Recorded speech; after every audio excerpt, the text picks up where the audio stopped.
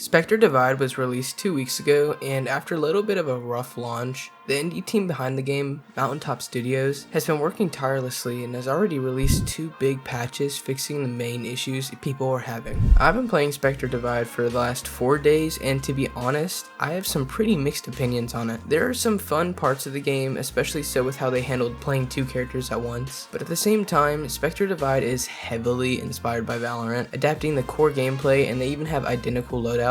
But at the same time, they have introduced some pretty unique changes, like the crew and the crew rank system, or even character customization, which is unfortunately pretty limited outside skins you can buy in the store. Speaking of the store, during the first week the game was out, there was a bit of an outrage over the prices of skins, some costing up to $90, just absolutely ridiculous prices. And I don't know what they were thinking, or who would be spending that much money on a game just released with a bunch of issues, not to mention spending that much in a game in general. So one of the biggest differences to Valorant is gunplay. Unlike Valorant, this game puts a heavier emphasis on aiming down sights and even shooting on the move. And I keep on seeing my teammates playing like they're playing Valorant and hip firing, missing all of their shots. Aiming down is pretty much essential to hitting any of your shots. So I don't really need to explain the gameplay of Spectre in detail. If you played Valorant or CSGO, you'll familiarize yourself with the gameplay pretty quickly. And instead of planting a bomb or a spike, in Spectre Divide you have the Zeus. Different names, but they're all the same thing. And you also have 2 playable characters you can position around the map. You can switch Spectres or even use this thing to summon your Spectre wherever you can throw it. Useful to reach places you normally can't. And when one of your Spectres is not being used, if an enemy is nearby, you're alerted to their presence so you can switch Spectres and catch them by surprise. The guns are pretty decent in this game. My favorites are probably the Cyclone and the Reaver.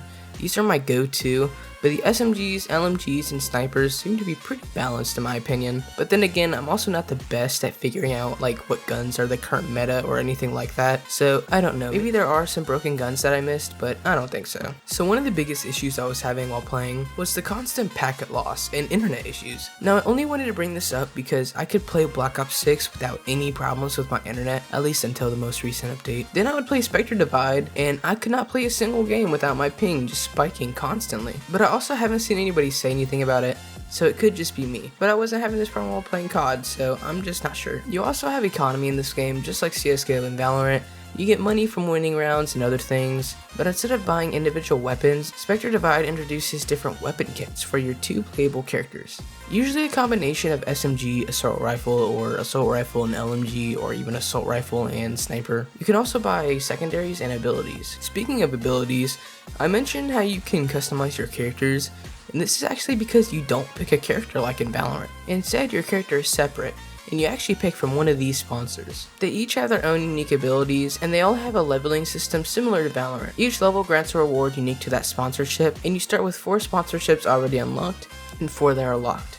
Just like Valorant, all you have to do is activate the contract, and at level 7 you unlock the sponsorship and can use it in the game. And honestly, I think the sponsorships are all pretty good. Yeah, they're not all super cool abilities or anything like that, but they are at least pretty balanced, and they each offer their own unique utilizations. Personally, my favorite sponsor right now is Bloom Technologies. It offers a rechargeable barrier. The barrier is broken into separate sections with their own health bar, so even if someone breaks part of the barrier, the entire thing will still be standing. Bloom is also a healer, so you can either heal yourself or an ally for a duration of 10 seconds. And you also have the Swarm Grenade, which blocks vision and damages enemies. So now I want to talk about what I think will happen with Spectre Divide and how it will fare in the future. I want to begin with saying Spectre Divide wasn't a big success off launch, but it also wasn't a flop like Concord was. They had a peak player count of 26,000, but you also have to remember it was released by an indie game studio. And honestly, I would say Shroud played a big part in how many people actually played the game on release. And I also think Shroud might have put a bad taste in some people's mouths when it came to the game. Now, I don't want to make any final opinions on whether or not the game will just die off or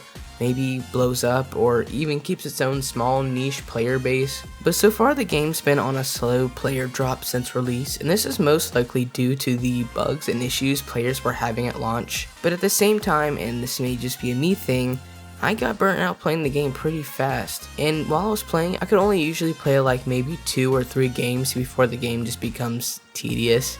And after playing for 4 days, I don't think I'll really pick up the game after this video. I don't really have any reason to, it's just not that enticing to me. not a game that makes me really want to come back to it, maybe in the future. And I'm not saying I hate the game, I enjoyed some moments and I like the features the game includes, but to me it's just a modded or reskinned Valorant, which is another game I find tedious now, but that could just be from me playing it too much. But I mean, come on, be honest. Beside having 2 playable characters and how some of the technical features work, this game is basically Valorant, which is not a bad thing. At this point, games like CSGO, Valorant, and even now Spectre Divide are kind of in their own genre.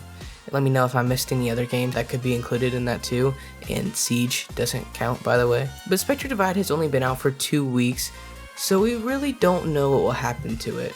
I do hope the team behind it keeps working on it and making the game the best it can be, and I'll probably pick up the game sometime in the future and maybe give it another try. Anyways, that concludes today's video. I hope you guys have enjoyed. If you have, make sure to drop a like and subscribe, and I will catch you guys in the next video. Peace out.